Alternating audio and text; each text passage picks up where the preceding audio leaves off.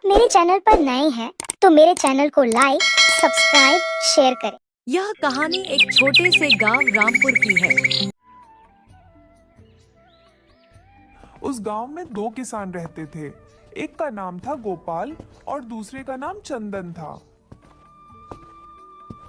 दोनों बचपन के दोस्त थे, मगर दोनों के स्वभाव में बहुत बड़ा अंतर था।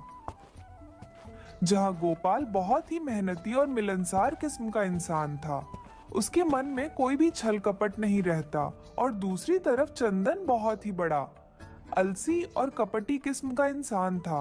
वह हमेशा दूसरे की खुशी को देखकर जलता था। जहां गोपाल हर दिन सूरज उगने से पहले ही अपने खेतों में काम करने पहुंच जाया था, दूसरी ओर चंदन अपने आलसीपन में दिन भर सोया रहता था या फिर गांव में बैठकर गपशप करता रहता था। चंदन बिना मेहनत के हर चीज पाना चाहता था, इसलिए दूसरों की तरक्की से उसे बहुत जलन होती थी।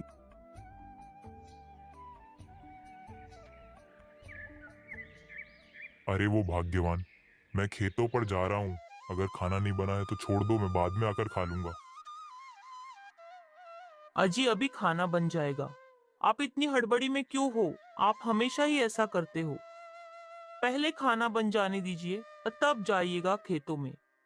मुझे बहुत देर हो रही है। आज मुझे खेतों पर बहुत काम है, इसीलिए मुझे आज ज्यादा समय लग जाएगा और मुझे घर आने में थोड़ी देर होगी। आप हमेशा ऐसा ही करते हो और बिना खाना खाए खेतों में चले जाते हो। इससे आपकी सेहत खराब हो जाएगी। अरे भाग्यवान, तुम कब दोगी मुझे खाना? यह लीजिए, आपका खाना बन गया है। अब आप खेत पर जा सकते हैं। अच्छा ठीक है, मैं जाता हूँ। तुम बच्चों को बाजार ले जाकर नए कपड़े खरीद लेना।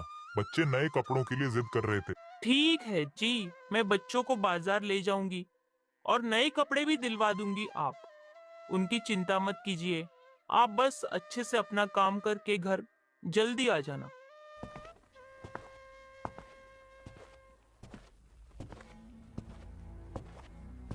अजी आप अभी तक सो रहे हैं। सारे गांव के लोग अपने अपने कामों में लग गए हैं और आपको तो लगता है जैसे कोई काम ही नहीं है। जिंदगी भर सोते ही रहोगे तो कब कुछ करोगे? अजी मेरी बात आपके कानों तक नहीं पहुंच रही है क्या, या फिर बहरे हो गए हो?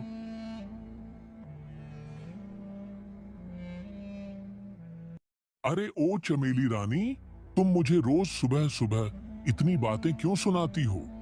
इतनी बातें ना सुनाऊं तो और क्या करूं? आपके दोस्त गोपाल को ही देख लो, वह दिनों दिन तरक्की कर रहा है, और एक आप हो, सूरज सर पर चढ़ गया है और आप बिस्तर से उठने का नाम नहीं ले रहे हो। चमेली रानी, उठता हूँ, उठता हूँ। इतना क्यों गुस्सा कर रही हो? अजी आप अपना काम कब समय पर करेंगे? इतना आलसी मत रहिए, नहीं तो एक दिन बहुत पछताएंगे। क्या भाग्यवान, तुम तो मुझ पर खामखा गुस्सा करती रहती हो। एक दिन देखना, मैं तुम्हें बड़ा आदमी बनकर दिखाऊंगा। और अब मैं उठ गया हूँ तो खेतों पर भी चला जाऊंगा।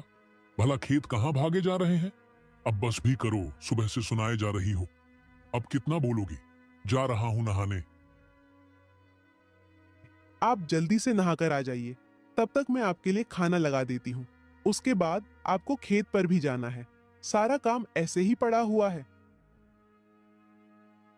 अच्छा ठीक है, ठीक है। चमेली रानी, अब मुझे उठने तो दो।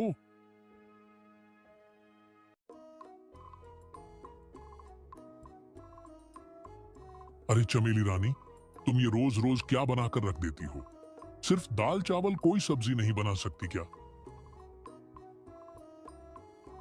अजी सब्जी तो तब बनाऊंगी ना जब आपको सोने से फुर्सत मिले।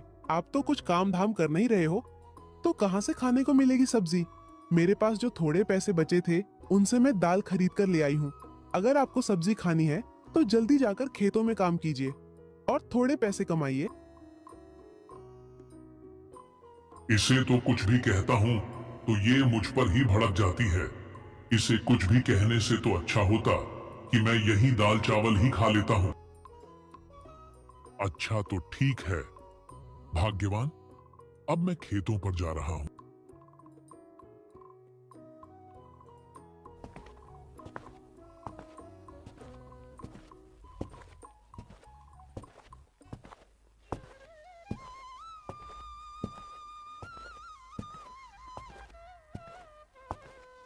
क्या गोपाल भाई, तुम्हें कितना मन लगता है खेतों में काम करने में? सारा खेत आज ही जोत डालोगे? अरे हाँ चंदन भाई, सारा काम लगभग हो ही चुका है। बस अब थोड़ा सा ही काम बाकी है। अगर मैं आज खेत का सारा काम निपटा लूंगा तो कल से खेत में बीज बो सकूंगा। अच्छा, अब ठीक है, छोड़ दो, कल काम कर लेना। चलो, हम लोग पेड़ों की छांव में बैठकर कुछ बातें करते हैं।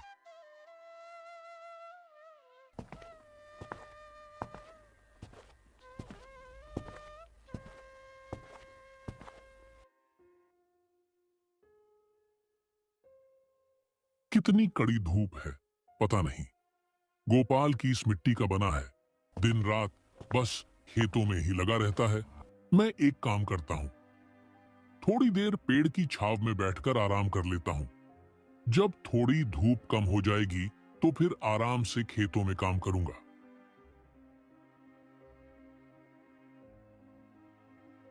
अरे बाप रे, मुझे तो बहुत जोरों की भूख लगी है। थोड़ी सी पेट पूजा कर लेता हूँ, उसके बाद खेतों पर फैर से काम करूंगा।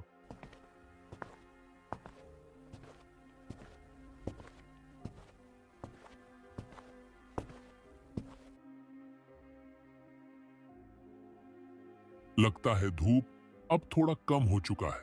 चल बेटा चंदन, अब खेतों में थोड़ा काम कर लिया जाए। गोपाल खाने का डब्बा लेकर बैठा ही था, तभी उसकी नजर एक बूढ़े आदमी पर पड़ती है जो उसी पेड़ की छांव में बैठा हुआ था और गोपाल की थाली की तरफ भूखी नजरों से देख रहा था। बाबा आप कौन हो और यहाँ क्या कर रहे हो?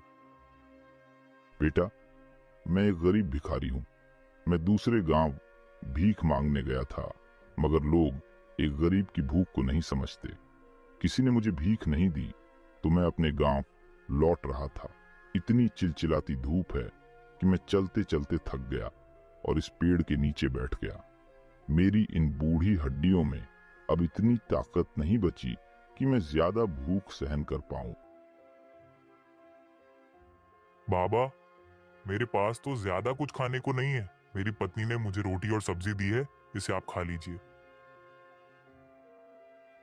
पर बेटा, तुम सुबह से खेतों में मेहनत कर रहे हो और तुम्हें भूख भी लगी होगी। अगर तुम्हारा खाना मैं खा जाऊंगा तो तुम भूखे रह जाओगे। बाबा, आप यह कैसी बातें कर रहे हैं? मेरा घर पास में ही है। आप ये खाना खा लीजिए, मैं घर जाकर खा लूंगा। बेटा, तुम ऐसा करो, मुझे सिर्फ पानी दे दो, मैं पानी ही पी लूंगा। बाबा, आप मेरे सामने भूखे बैठे रहो और मैं खाना खा लूं, ऐसा कैसे हो सकता है? यह लीजिए खाना, आप खा लीजिए।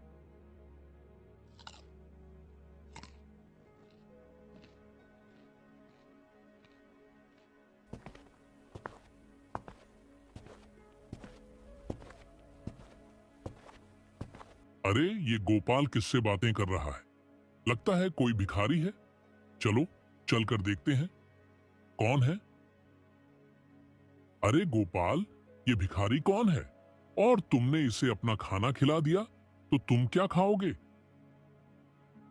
क्या चंदन भाई, ये एक बूढ़े बुजुर्ग हैं और बहुत दूर का सफर तय करके आए हैं यहाँ, और इन्हें भूख प्यास भी बहुत जोरों की लगी थी, इसलिए मैंने इन्हें अपना खाना खिला दिया। आज चमेली रानी ने मुझे तो सिर्फ आज घास फूस बना कर दिया है। मैं भी अपना खाना इस बूढ़े भिखारी को खिला देता हूँ। अगर खाना वैसे ही वापस ले गया तो चमेली रानी मुझ पर गुस्सा करेगी। लीजिए बाबा, आप मेरा भी खाना खा लीजिए। मैं भी घर से खाना लेकर आया हूँ। मेरी चमेली रानी बहुत ही स्वादिष्ट खाना बनाती है। थोड़ा खाकर देखिए बाबा।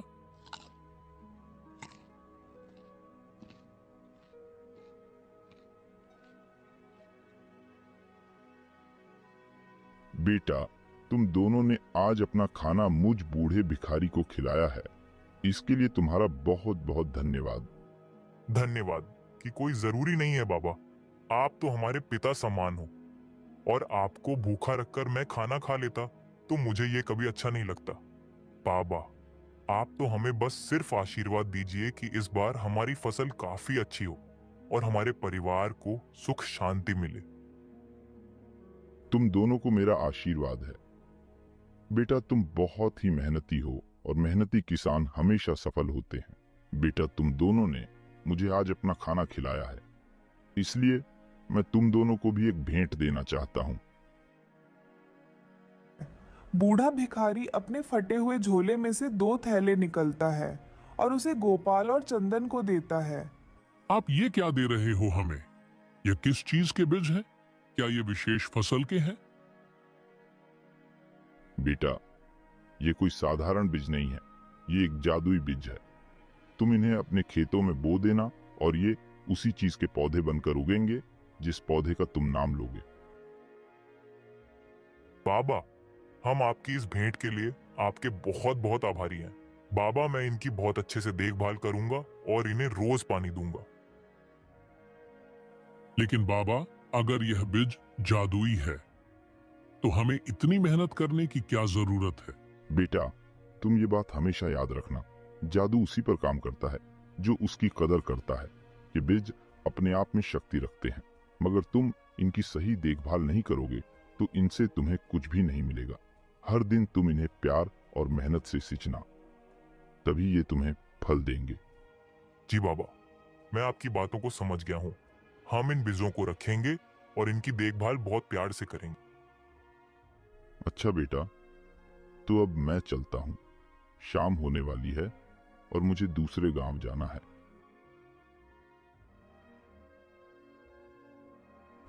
दिन ढल चुका था और शाम हो गई थी। गोपाल और चंदन अपने घर को लौट रहे थे।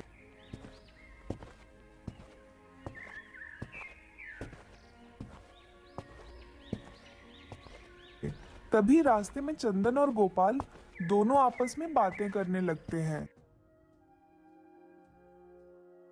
चंदन भाई, ये जादुई बीज बहुत ही अनमोल है। बाबा ने हमें कहा है, अगर हम इन्हें प्यार और मेहनत से खींचेंगे तो ये हमें बहुत कुछ देंगे। मैं तो कल ही इन्हें जाकर अपने खेतों में बो दूंगा। गोपाल भाई, मुझे बूढ़े भिखारी की बातें कुछ समझ में नहीं आई। अगर यह बीज जादुई है तो हमें इतनी मेहनत करने की क्या जरूरत है? मुझे नहीं लगता कि इन्हें जादुई बीजों पर रोज पानी देने से कुछ खास फर्क पड़ने वाला है। ये खुद ही उग जाएंगे और हमें फल देंगे।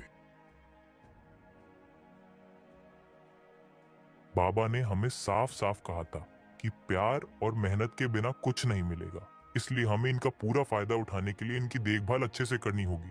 मैं कोई भी जोखिम नहीं लूंगा और इन बीजों की बहुत अच्छी तरह से देखूंगा।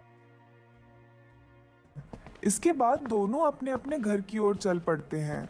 दोनों घर पहुंचकर सारी बात अपनी अपनी पत्नी को बताते हैं।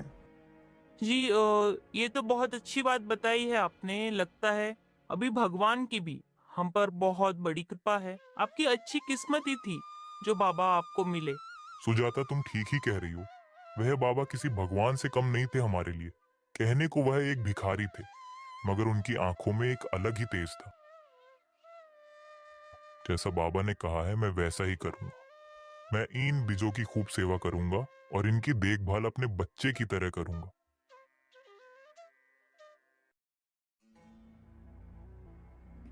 अजी, आप तो बहुत बड़ी खुशखबरी लेकर आए हो। ये तो बहुत अच्छी बात है। आप उन बीजों को कल खेत में लगा देना और इन बीजों पर बहुत ही मेहनत करना ताकि फसल बहुत अच्छी हो सके।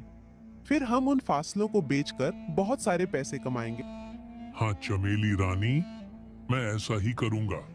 पर तुम इतनी उतावली क्यों हो रही हो? सुनिए जी, आप थोड़ा आलस कम कीजिए और आप कल सुबह ही इन बीजों को जाकर खेत में लगा देना। ये बीज कहीं भागे थोड़े ना जा रहे हैं। मैं कल सुबह ही खेतों में जाकर इन बीजों को लगा दूंगा।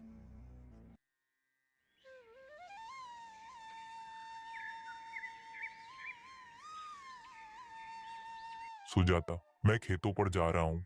मुझे खेतों पर ही आज ज्यादा देर हो जाएगी। पापा ने जो मुझे बीज दिया है उसे आज खेत में बोनी है।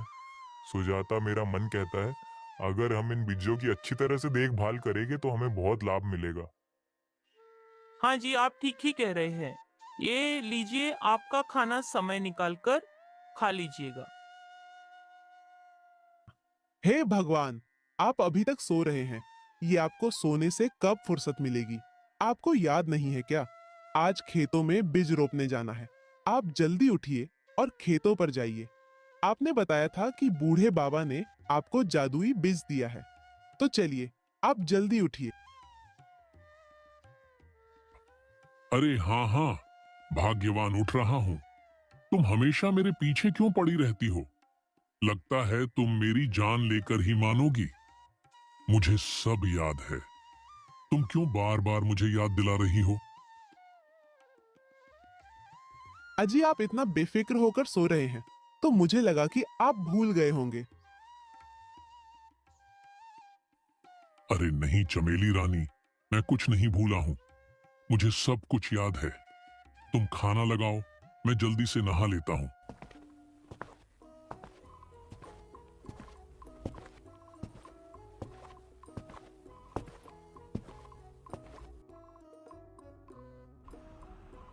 गोपाल और चंदन दोनों अपने अपने खेतों में बीज बो देते हैं।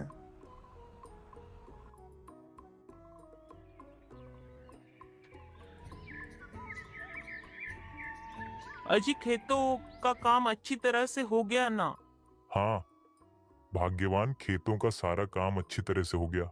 मैंने खेत में बीज रोपाई कर दी है और पानी भी दे दिया है। कल सुबह जल्दी उठकर खेतों पर चला जाऊंगा। जितना ज्यादा खेतों की देखभाल करूंगा उतना ही अच्छा होगा। सुनिए जी, क्या आपने आज खेतों में बीज बो दिया? बूढ़े बाबा ने जो जादुई बीज दिया था उसे अच्छी तरह से बो दिया ना? हाँ भाग्यवान, मैंने सारे बीज खेतों में लगा दिए हैं। और खेतों की अच्छी तरह से सिंचाई की थी ना? नहीं भाग्यवान, मैं खेतों की सिंचाई आज नहीं कर पाया क्योंकि बीज बोने में ही ज्यादा समय लग गया। कल जाकर मैं खेतों में पानी दे दूंगा। लेकिन बूढ़े बाबा ने तो कहा था कि रोज इसे प्यार और मेहनत से सींचना। अगर आप इसकी देखभाल नहीं करेंगे तो ये पौधे कैसे बढ़ेंगे? अरे भाग्यवान, तुम चिंता क्यों करती हो? वह जादुई बीज हैं, खराब नहीं होंगे। तुम बेकार में ही परेशान होती हो। अजी, मेहनत के बिना कुछ भी हासिल नहीं होता। क्या आपने नहीं देखा कि गोपाल अपने खेतों में कितनी मेहनत करता है? अगर आप भी वैसे ही मेहनत करोगे तो हमारे खेत में भी अच्छी फसल होगी।